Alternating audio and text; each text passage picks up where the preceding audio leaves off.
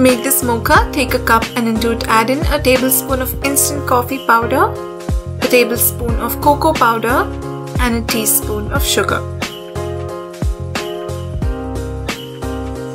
Now add in around 3 to 4 tablespoons of hot water into the same cup and mix all of this well and make sure all the ingredients blend well.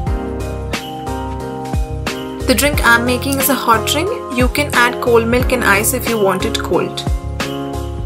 Now it's time to heat the milk. We will add a cup of milk into a saucepan and let it boil. Then turn off the flame and pour the milk into the mocha mixture and stir it. You can garnish it with cocoa powder or grated chocolate. If you want frothy milk, then pour the heated milk into a heat-resistant mason jar and close the lid. Shake the bottle so the milk froths and gently pour it into the cup from the side so the froth settles on top. Enjoy your drink the way you like it.